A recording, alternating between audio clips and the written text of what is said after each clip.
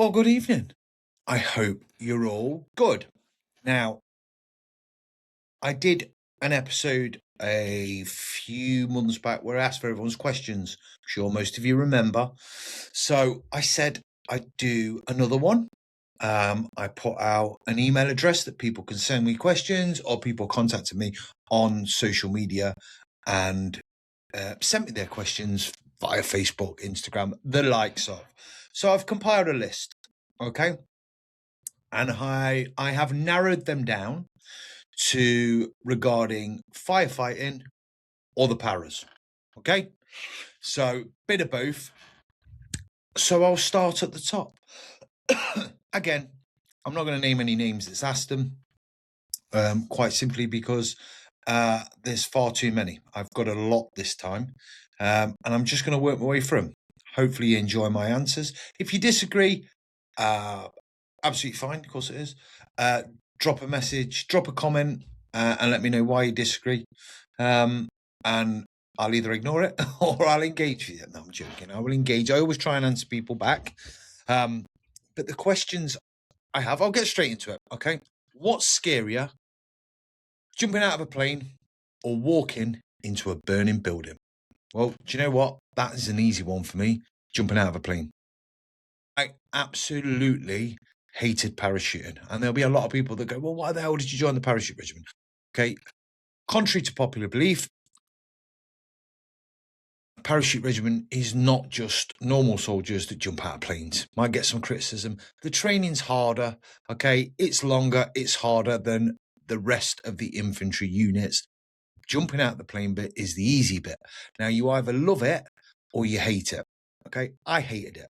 Absolutely not my bag.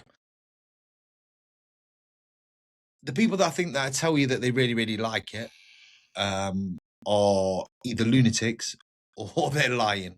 But there were some of them, plenty of them in Power Age, that go, oh, I love jumping, airborne. I got on with it. I didn't particularly enjoy it. And there was certain times when I proper shit my pants. So that's as honest as it can be. Okay, moving on. Have you ever had a moment mid-air or mid-fire where you thought this might be it? Both, actually. I have been inside a fire, or a few fires, actually. I don't suppose there's ever been a moment where I've thought, okay, my days are numbered. But I've had some sort of arse-twitching moments. I was in a fire with my good friend Paul. Everything, that's the only fire I think I've ever been in where everything was on fire. The thermal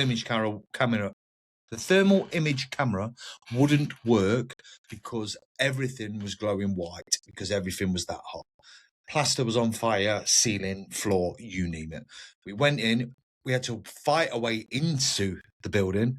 And then when we got in there, middle of the fire room, the hose reel stopped working. It had burst off the drum on the truck, so we were left without water.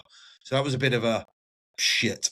Okay, it's not an ideal situation being in a fire like that with no water. So that's one. There's one of many, but that's the one that kind of stands out. That's also the brilliant moment where my friend walked down the alleyway at the side of the house and booted the gate that was on fire, then got his leg stuck in it. So once he'd put himself out, we then went and put the fire out. So yeah, that was interesting and quite funny.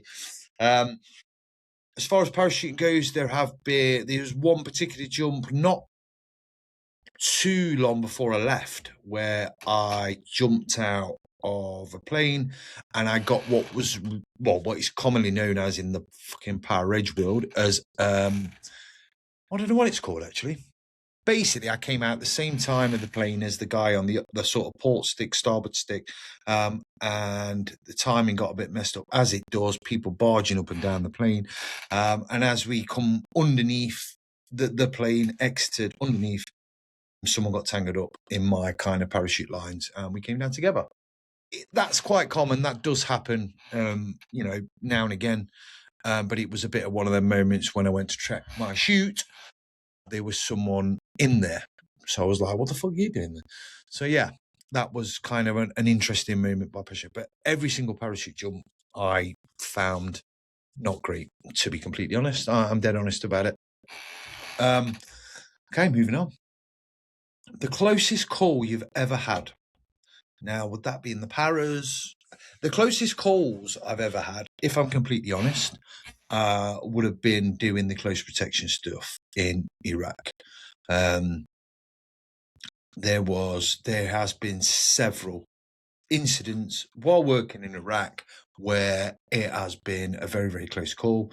I always joke about the fact I think I've got someone looking down on me because I've dodged so many bullets. Not in that sense. Well, a couple of times, but one that stands out, and the most prominent one, to be honest, and it's not even that bad compared to some of the incidents that I was involved in and that others have been involved in while working on the CP circuit in Iraq. But I was driving down a street heading down south of Iraq, and someone threw an RKG3. You've probably heard me tell this story before, which is an armor-piercing stick grenade at my door, or at the passenger door, because you drive on the opposite side of the road. The steering wheel was on the opposite side of the vehicle. So I was driving, and I got this wrong before, and someone pointed out to me, because you drive on the opposite side, and I was driving, I forgot and thought that the grenade hit my door. It didn't. I was driving, it hit the passenger door. Regardless, if it had detonated, which it didn't, luckily, it had killed us both. Me and a good friend of mine, I won't name names. It would have killed us both, but it never detonated. That was the one that kind of almost made me say, after 6 odd years, I'm kind of done with this. And that was it. I went home, coincided with when my boy was born, and then I went home. I never went back to Iraq. So yeah, that was the one that stands out the most. There was others, lots of others, but that was the one. Not even that bad, but psychologically, that's the one that got me and went, you know what, I'm going home. Yeah, there you go. So next question. What's something movies get completely wrong about parachuting and firefighting, or firefighting? Well, I can tell you the firefighting one, okay? The firefighting one, the one that kills me and kills a lot of firefighters, is when in movies you see people go with like rags over their mouth and go into burning buildings, okay? Or, you know, you see American firefighters going in with no breathing apparatus into this smoky room and stuff. I'm pretty sure it might do in America. I know, obviously, because they got a lot of high rise, they go up a lot of flights of stairs before they go under air, but most of the time they're in clean air before they get to a smoky sort of toxic environment. But you can't do that. One lungful of that kind of smoke, and I think it portrays a really, really kind of bad image, because you see a lot of people that go, well, I'll just run in there with a cloth around my mouth because I've seen it in the movies. Trust me, you speak to any firefighter, that's why you wear the breathing apparatus. 1 or 2 lungfuls of that smoke that's coming off furniture, the toxic fumes and stuff, will render you unconscious. Okay, that's a fact. So yeah, that's something that they always get wrong in movies. It's like, oh, well, just run in there with a cloth. And not only that, it's ridiculously hot. You know, you're wearing thermal kind of protective, very, very good fire kit. So you can't go in there in a t-shirt with a tea towel wrapped around your mouth because you will die. All right, that's fact. Most physical exhausting moment you experience. Now that's an easy one. I have never ever really been exhausted to the point of like I'm done in the fire service. I have been in some fires and pulled a casualty out of fire. Again, not too long before I left, that unfortunately she passed away. But I dragged her along with my BA partner through the whole bungalow to an exit, and that was a dead weight, and that was hard. I was breathing, sucking in my mask because of positive pressure, you know, sucking in on the mask, and it was just, yeah, that was ball bagging, if I'm completely honest. But obviously, the most physically exhausted I will have ever been would have been operations, exercises, P company, going through training as a young paratrooper. It doesn't even compare. You can't compare being a paratrooper to being a firefighter when it comes to exhaustion. In my opinion, there are jobs that I have been on in the 12 years in a firefighter where I was tired, very, very tired, but not exhausted like on the levels I was in the military. So I hope that answers that one. So this one's all about the sort of psychological side. How do you control fear when your body wants to panic? That is a really, really good question. Whoever asked that one. Um, I have a weird thing. Now, I don't know if it's the ADHD. I have read that ADHD is kind of, let me just pull that down a bit. You have a low dopamine kind of um, level when you have ADHD. So when everyone else is panicking, so for example, if you go to a house fire, most people will be high alert, adrenaline's high, running around, not headless chicken, but like panic. Because my dopamine levels are low, they'll just be kind of brought up to a normal level. So I don't panic. I generally don't panic. In any situation I've ever been in, I don't think I've ever panicked. And that is not because I'm some sort of lunatic or I have this control over my panic. I think it is genuinely because I have low dopamine levels due to ADHD. So therefore, when everyone's dopamine levels, so you got that, that's where everyone sits. That's where mine sits. Something happened. That's the normal level for a lot of people. Something will kick off. I don't know. You might be a house fire. It might be in a contact. It might be a fight in town. So everyone's adrenaline and dopamine go boom. Mine do the same, but it just brings them up to here. Okay. So they're all like shaking and nervous and losing the shit and like, sweating and can't breathe or whatever it is that happens to you when you get high dopamine. And mine's just a normal level. So I'm like, well, I'm just like kind of normal. So yeah, I don't really, when you ask how do you control fear when your body wants to panic, I don't have that kind of problem. So yeah, I'm kind of lucky in that respect. It's one of the pluses of ADHD, and there are a number of pluses with ADHD, to be completely honest. Does adrenaline feel the same in the sky as it does in a fire? I'd say it's the closest thing. I've said this a number of times, right? Going out of that fire station on blue lights on a fire engine, a fire appliance, is very, when you know it's a person's reported, which means there's someone in a house fire. Okay. Everyone switches on, the levels go up, everyone moves faster on the feet, the fire engine goes faster, it seems to, when it's a person's life at risk, as you'd expect. Okay. It is the closest thing I have found to being in some form of contact, being shot at or being blown up, IED, that sort of thing. It is very, very close when it comes to adrenaline or the buzz you get, if you like. Yeah, I find anything like that, I find massively exciting, which might mean I'm a bit weird. But it does, it makes you feel alive. Like I say, I don't think I have that dopamine spike like normal people where I get overly excited. I just, yeah, I do have adrenaline. Of course I do. My adrenaline levels do go up. Dopamine doesn't, but adrenaline probably does. So there you go. What changed in you after doing these jobs? I don't know. I don't think, in all honesty, I don't think I have changed. I don't think they have affected me. Maybe I think they make you a bit numb. Now, I may sound a bit corny. Possibly make me a bit numb,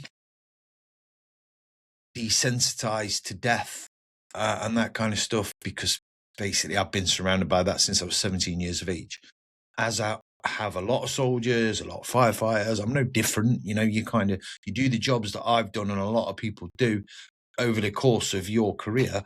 You will be desensitized to graphic things when it comes to seeing burnt bodies, seeing car crashes, seeing people with missing limbs in Afghanistan or in Iraq or being IED'd and stuff. You do become a little bit desensitized to that sort of graphic nature.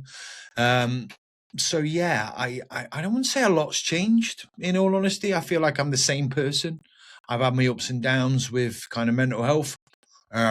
I'm not overly open with them because I do talk to people that are closest to me about them. I do share. I encourage people to talk. I've just not spoken about them massively on an open forum, I suppose.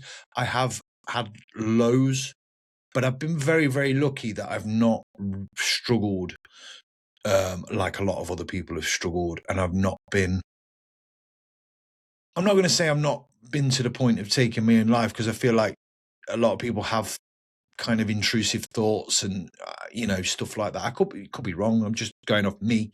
I have been in places where it's got a bit dark, but I've always been able to pull myself out of them sort of situations, out of them moods, out of them extended period of times where I felt pretty shitty. I've kind of been able to get a grip on myself and fix it before it's resulted in me needing expert help. Now, everyone's different, obviously, and of course I encourage anyone to speak out if they are struggling. It's one of the 3 rules I live by. I talk about them quite a lot.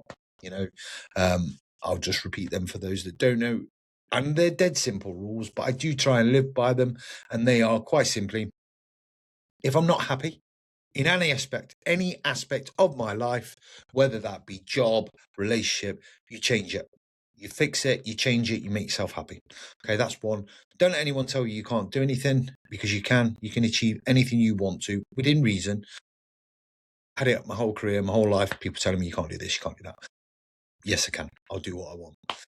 And thirdly, and as we were talking about just then, if you are struggling and it's at a point where you're contemplating taking your own life and you can't get yourself out of that dark kind of place, you need to reach out and speak to someone. That's why I do the podcast. That's why we talk about it all the time on the podcast. It's not a sign of weakness. It's a sign of strength that you've got the ability to recognize that you need to reach out. Okay, so you make that happen. You talk. My door is always open. You can always message me on any form of social media. TikTok. Yes, I'm on TikTok. For the people that are going to slate me, I am nearly 46 years of age. But it's a good platform. It's a feeder for YouTube and all the other platforms. Gets the podcast out. They get the messages out there. Okay, so TikTok, Instagram, Facebook, LinkedIn, even drop a comment on YouTube. I will respond if I see it, and I will endeavour to speak to you. If you're struggling, you can reach out to me. And if I can't help you, I'll be able to pass you on to people that will. I'm not saying I am an expert, because I am not. However, I am willing to help anyone that's struggling. Okay, so do you ever miss the intensity? Yes. Do I miss the jobs? No, I don't miss the parachute regiment. I don't miss the security work. I don't miss boxing anymore. I don't miss the fire service. I certainly don't miss the fire service. I miss the people in these industries. Good friends for life in both the fire service and the military. I do miss the people, and I stay in touch with the people that I want to stay in touch with. Excuse me. But I do not miss the jobs. I did each of those jobs long enough to a point where I knew it was time to change. I miss the intensity. I do miss going into house fires because it is a buzz. It's the weirdest job in the world, a firefighter, because you get an absolute buzz out of going into a house fire when that is quite potentially the worst point in someone's life. Their house is on fire. They may have loved ones inside, but you're getting some sort of buzz out of it by going and doing it, by fighting that fire. So it is a weird sensation. You're like, oh my God, I'm buzzing to do it. But then you have to reflect, and you do usually after and go, fucking hell, that was shit for that person. They've lost everything. Their house is completely ruined. And worst case scenario, they've lost a family member or a pet or something like that. So sometimes it's a difficult one to kind of get your head around sometimes. Yeah. How do you come down from something that extreme and just go back to normal? Now, this is a bizarre one, actually. It's a very, very bizarre question, because with the whole firefighting, now there's no secret you get your head down on a night time. All right. If you're not at a busy station or there's no jobs, what are you going to do? Sit around, do some training, go on the yard, wake all the people up, because fire stations are usually in sort of residential areas. So you don't. You get some downtime. Okay? You do. If anyone was ever wondering, I'm sure most members of the public can give a shit. The firefighters get their head down. I always say, if you are sadly and unlucky enough to have a house fire, you will want a load of firefighters that come to your property that are fully rested. So you want them to have had a few hours head down. So you do get your head down. The weirdest thing, you can get a call out for a fire at 2 a.m. You might be at that fire for 2 hours. 4 a.m., you'll get back to station and then go back to sleep. I've never struggled with going back to sleep. And I think that is the people that are in those sort of types of jobs. You can't let the stuff that you see and do kind of affect you too much. It will do at some point. It catches up with everyone. There's no real escaping it unless you're really, really lucky. But I think for most part, most people join those professions, same as the military, knowing what to expect. However, at some point, everyone's different. Everyone's different. I never personally found it difficult to switch off after an incident. And again, I don't know whether that's because of ADHD or not. I know everyone's got ADHD right now, and it seems to be the coolest thing in the world to have ADHD. But again, I say it all the time, I had ADHD way before it was cool to have it. And it's not a boasting factor. It's not a label. It is just it's a simple way of explaining how my brain works. You'll sit here and watch me do this and like that and twist, and that's part of it. I don't sit still. My brain never switches off. Okay. And I digress, as I've done there, because that wasn't the question. So how do you come down from something that extreme? No idea how. I think it's down to the kind of levels of dopamine and ADHD in my brain. That allows me to just come down and kind of just crack on with stuff, go back to bed, whatever, after something like that. Okay, so moving on swiftly. Watch one jump you'll never forget. Covered that one, getting tangled up with someone else. What's one fire that sticks with you? Now, you see with the fire thing, there's quite a few. It was one, again, not too many years ago, maybe a couple of years ago when we got there. No visible signs of fire as such. And I got off the truck. It came in as an alarm. So we wasn't actually rigged up in breathing apparatus. Came back as an alarm. Got off the truck. Went to the property. We all looking around. Couldn't see any signs of fire. I cracked the front door just as an instinct and smoke come billowing out. Shut the door. I think a dog came bursting out as well through the door. So the dog got out, shut the door, back to the truck. Probably the quickest I've ever rigged up in breathing apparatus in my entire life, along with my BA partner. It was on. We were donned up in seconds. Into the property, and sadly someone had not taken their own life. Sadly, someone had accidentally set fire to themselves through smoking. And that was one that kind of sticks with me a little bit, just because it caught us a little bit off guard, and that was the only one in all those years, to be honest, that's ever caught us off guard. It was an alarm. You get a lot of alarms, so sometimes you do set up, sometimes you don't. Depends. There was no real indicators that we should have set it up.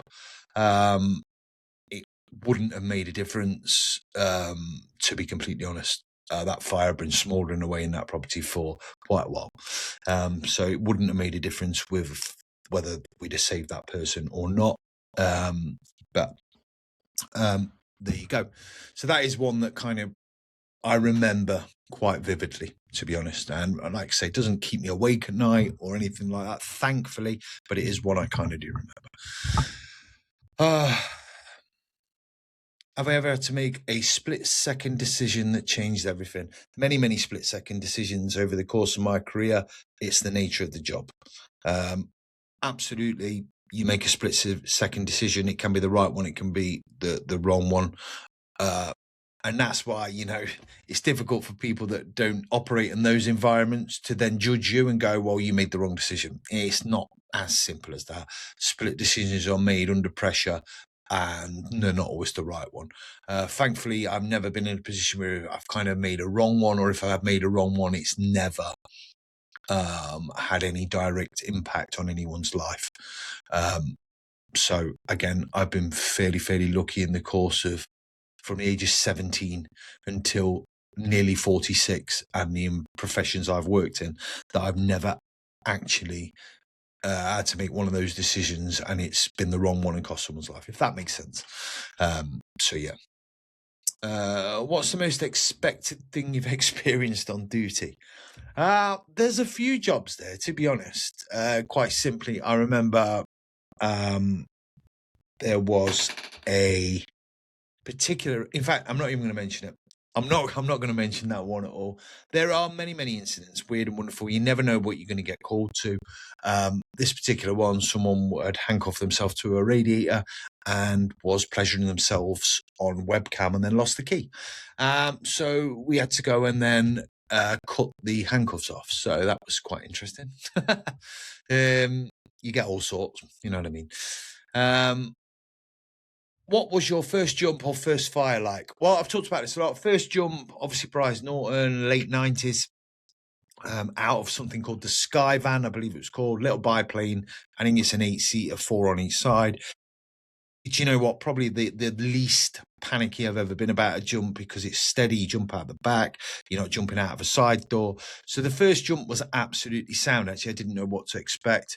It was, throughout my career doing jumps, when you've got weight on your back, when it's jumping into pitch black, darkness, middle of the night, everyone's throwing up, the smell of aircraft fuel, all those sort of things make you hate it. It's not just a fear of stepping out. Once you're actually out the door, that is sound. You're happy that you're out. Suddenly the weight, the freedom, because you're carrying a lot of kit as a paratrooper jumping out of a Hercules C-130.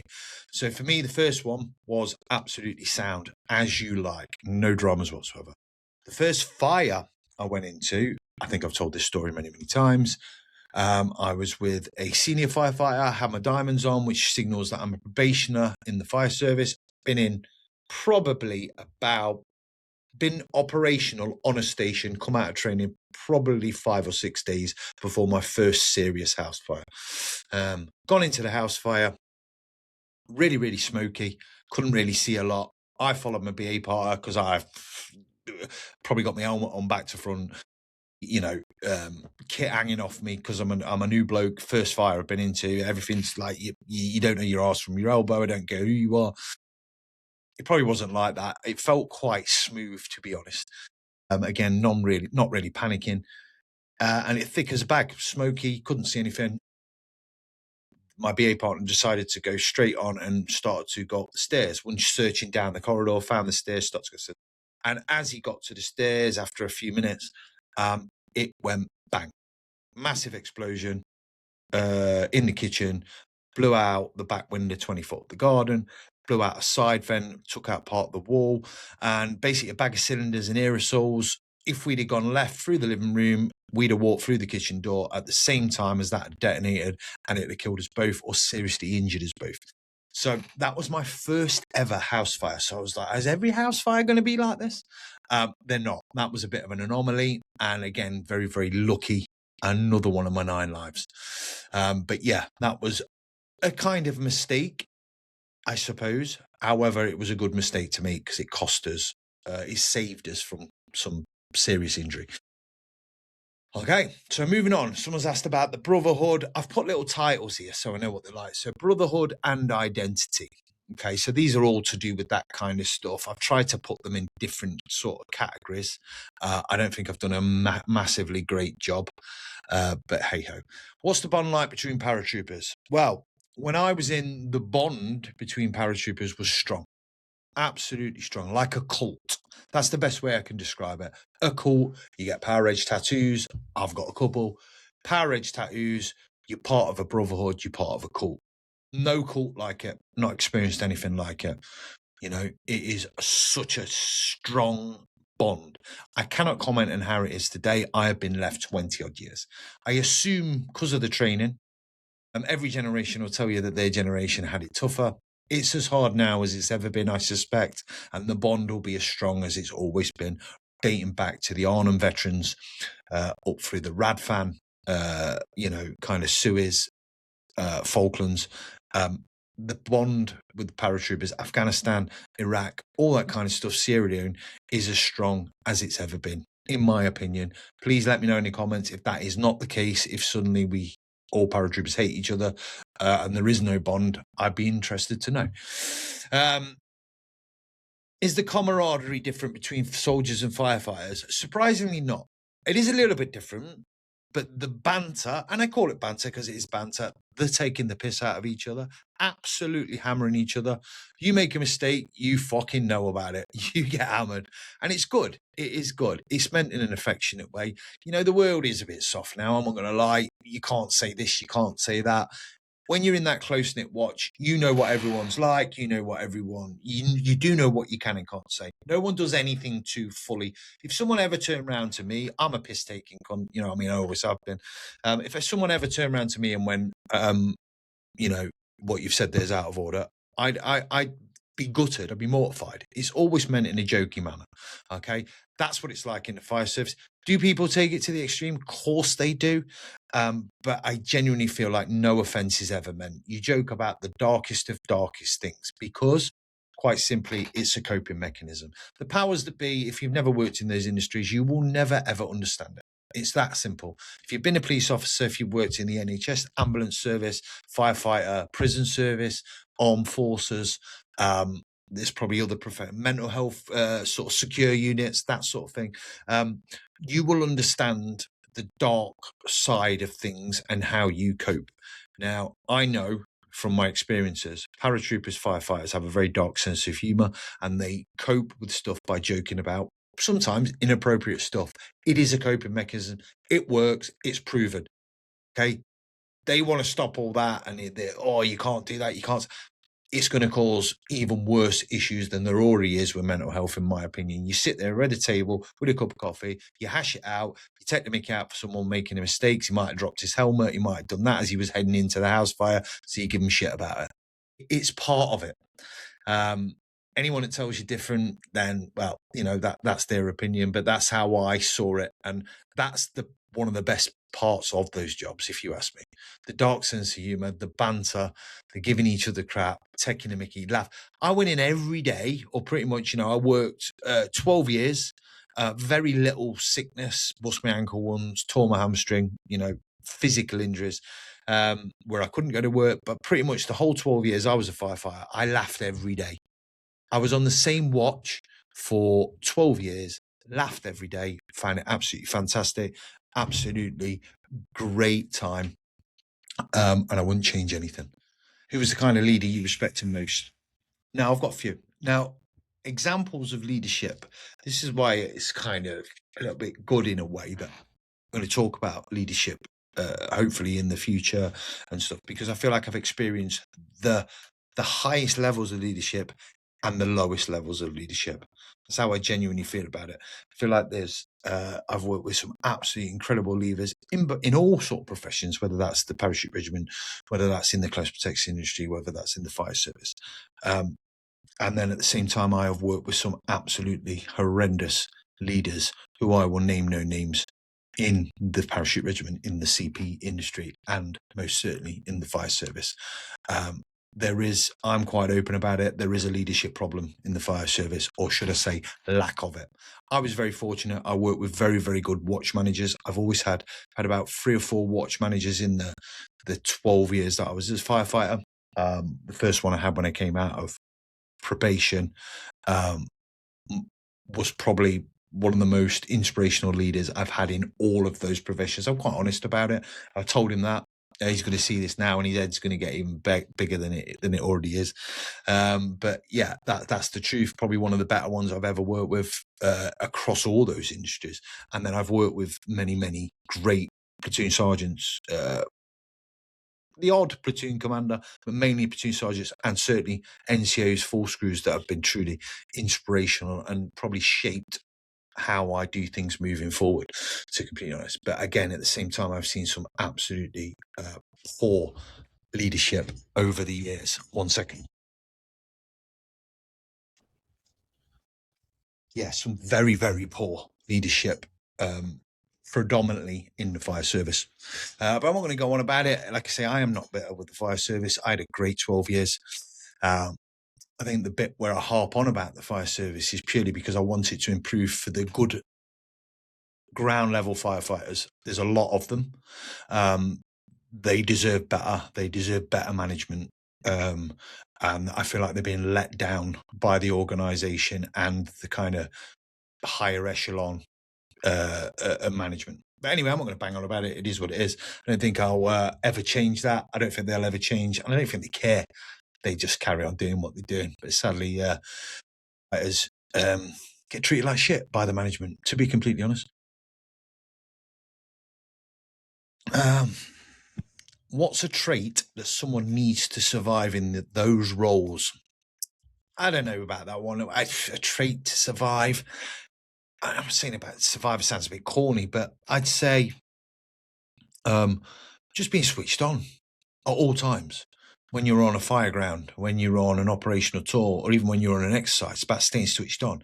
And anyone can sort of end up kind of switching off when they're cold, wet, and they're tired. And there's been many, many instances over the years. I'm not going to say I've been switched on the whole time, but you go through certain sort of things that you do, and you do get cold, you do get wet, you do get tired, and you switch off. But that's what gets people injured, gets people killed, when you switch off. You need to stay switched on. It's going to pass. It's going to be a short amount of time, but you need to stay switched on. I'd say that's the trait that will keep you alive, is staying switched on and being aware of your surroundings, seeing the bigger picture with stuff, in my personal opinion. Okay, if someone thinks they're tough, what would you tell them? I've met many people that think they're tough, and I've met some really, really tough people. So I don't think tough necessarily defines you physically. I mean, you might be quite handy, you might be quite tough, you might be a good fighter, but I think mental resolve, I think your mental robustness, your mental resilience is what kind of makes someone tough. There's many different ways in which someone can be tough, but I think if someone thinks they're tough, go and test themselves. Go and put themselves out of the comfort zone. Is probably my best advice, and then you'll quickly see if you are or you're not. I saw it many, many times while in Parachute Regiment Depot, that you'd have these big, tough people that come through, and it's the unlikely candidates that make it through. And a lot of the big, tough ones fall by the wayside. That happens quite a lot.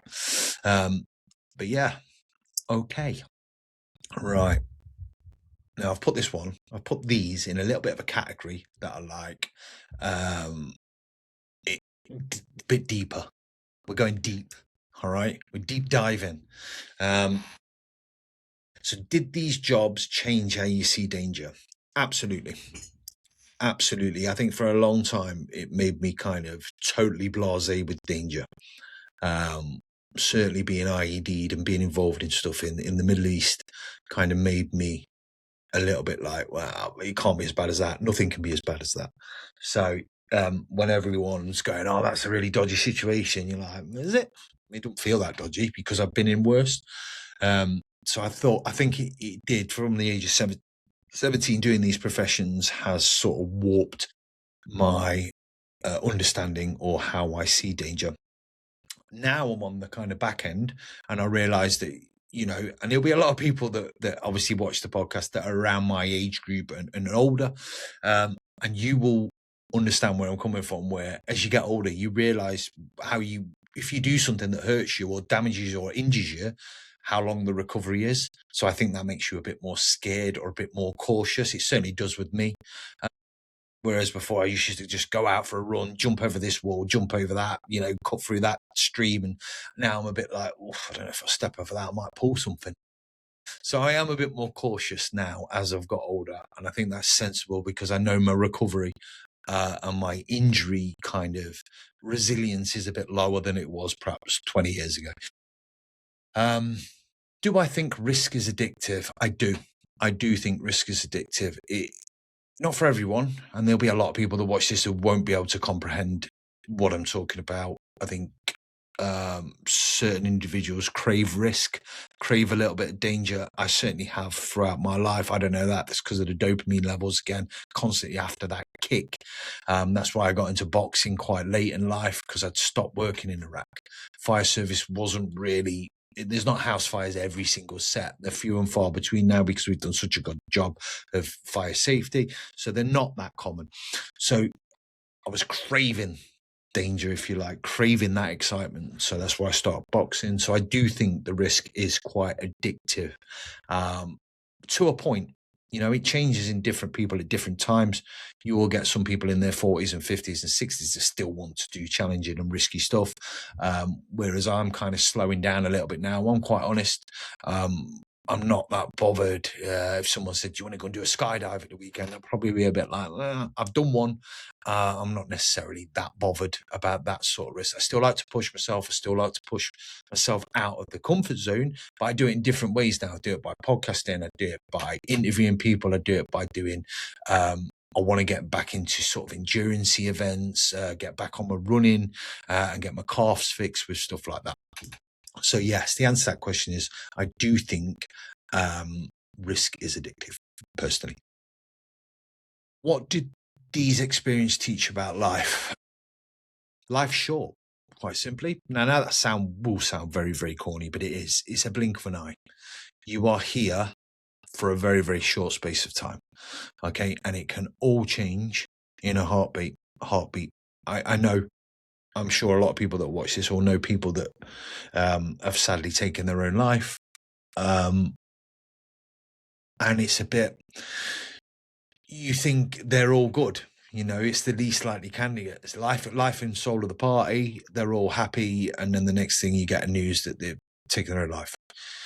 And it just sometimes it puts things in perspective. I think I talked about this on holiday as well. I was talking about, people get ill, cancer's rife, people get ill, all ages, kids get sick and kids die, and young adults die when they've got everything going for them. And it's like life's unfair, and I think we all take it for granted. And we don't fully live the life that we should. I'm guilty of that. I have times where I'm like, fuck it, I'm going to go out, I'm going to do this because I'm here but once, I'm going to go and enjoy myself. And then other times I'm sat moping and worrying about the stupidest of things that doesn't matter. So I do believe certain experiences, certainly having lost a lot of friends due to kind of mental health, and obviously working in environments where I have lost people killed or injured, does change your perception about life, and just makes you kind of want to enjoy it more and just be a bit more like, out there, sort of grasp it a bit more, if that makes sense. Let me know if you can relate to that in the comments. What do people not understand about the weight of responsibility? Oof, good question. It's a difficult one because, I've never taken responsibility serious.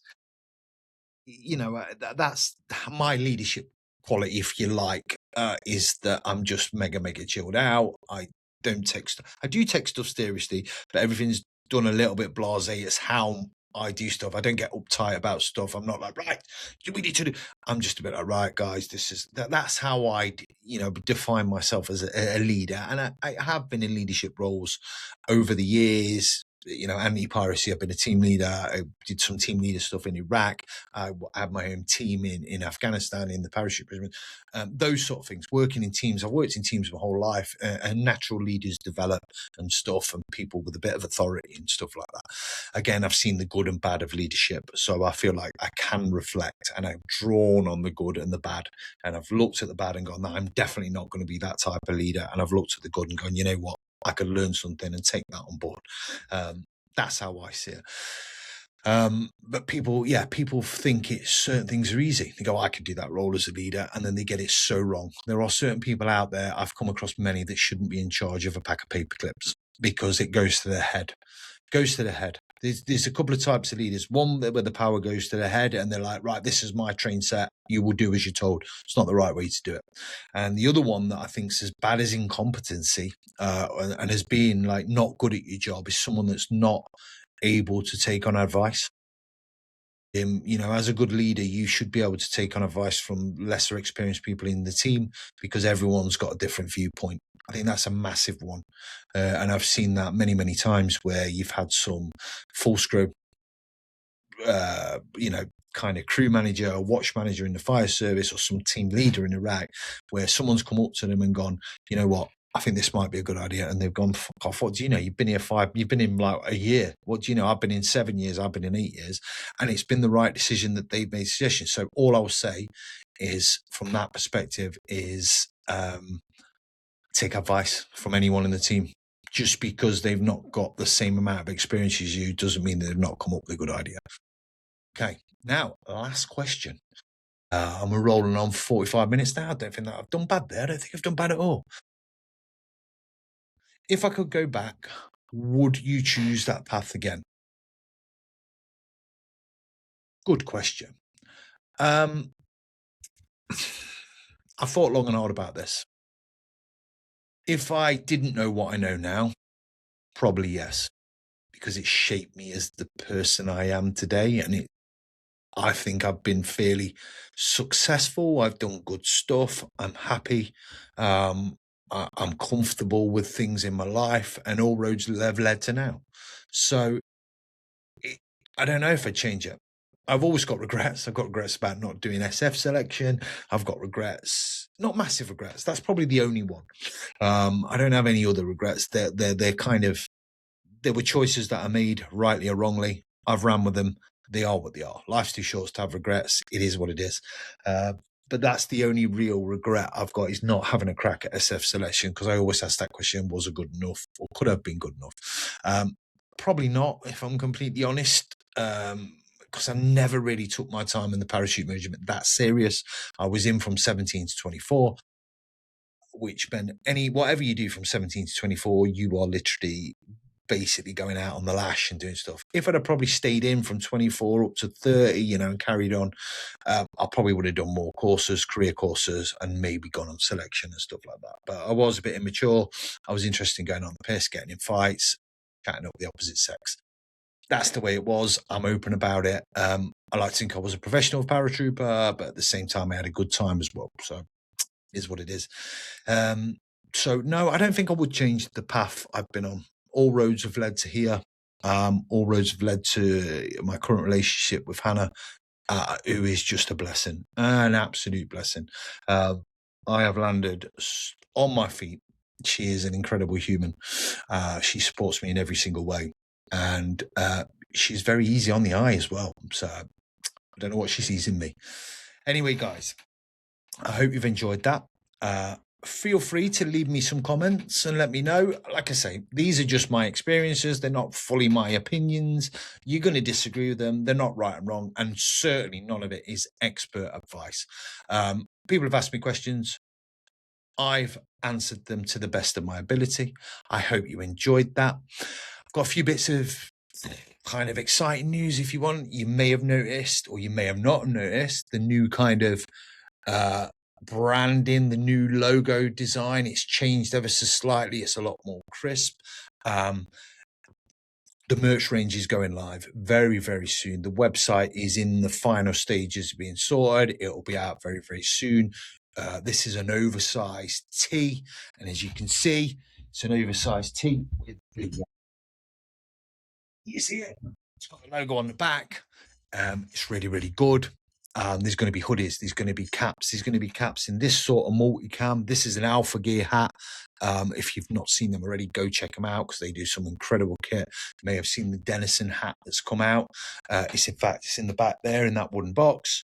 But go check out Alpha Gear. Absolutely incredible bits of kit. Really, really good quality. It is really, really good. I love their kit. I love their caps. But my own merch range will be out to complement the podcast, the old Paratrooper merch range. So keep an eye out for that, because I know a lot of people have been asking me and going, where can I get one of them t-shirts? Where can I get one of the old Paratrooper caps? They will be live very, very soon. I'm on it. It's in the final stages, so keep your eyes peeled. Other exciting news coming up. Obviously, there's a lot of exciting guests coming up. I don't want to name any guests, but you just got to believe me when I say I've got some absolutely cracking guests. I'm at a point now where guests are reaching out to me and wanting to come on the podcast, which is absolutely fantastic. Means that it's working, means that the following's growing, means that the messages are getting out there, and we're on the right path. So keep your eyes peeled. Future podcast coming up. If you haven't hit subscribe and you happen to see this, hit the subscribe button and go with it. And finally, certainly not least, a shout out to Veterans for Veterans, my main sponsor. If you served in the military after 1987 and you're struggling with your hearing, okay, go check them out. Okay, the link will be in this video. Click on. It isn't a scam. I wouldn't represent anything that was dodgy or a scam. Click on, go through the link and see if you're eligible. It's no win, it's no fee. Okay, it cannot hurt to give it a go. Okay, I went through them for my own hearing claim and I was awarded a considerable amount of money. Okay, I'm not saying everyone's going to get a pet, but they are a good company to use moving forward if you want to check out your hearing claim. So go check them out. Veterans for Veterans, doing amazing things moving forward. You will see. Keep your eyes peeled. Go check them out on Instagram as well. They've got a YouTube channel and you will see some of the exciting stuff they've done. They've got ambassadors like Jay Morton, Brian Wood, Leveson Wood. So yeah, go check them out. And yeah, you won't be disappointed. And thank you for your continuous and continuing support. I appreciate it. Without you guys, without you helping, without you kind of commenting, sharing, liking all my posts and stuff, the podcast wouldn't be as successful as it is, and I certainly wouldn't be able to do it as a full-time job. I'm very, very blessed. So I hope you like what I put out. I will continue to do good stuff. I'm always open to suggestions. I get a lot of suggestions for guests. I endeavor and try my best to reach out to that said guest. Obviously, some want to come on, some don't. It's their choice. But if you have any suggestions for guests, please drop a comment on this and I will do some chasing up and I will try my best to get them on the podcast. A lot of the people that you would suggest I have reached out to. Some have replied, some haven't, but hopefully as we move forward, I'll be able to attract more and more guests. Anyway, I'm waffling. You go have a great night. Enjoy the rest of your weeks and keep your eyes peeled for Sunday's podcast. It is going to be a cracker. 7 o'clock, 0700 hours Sunday morning, it will be out. I'll keep you posted later in the week as to which one it's going to be. But for now, guys, enjoy your week. Ta-da. Thanks for tuning in.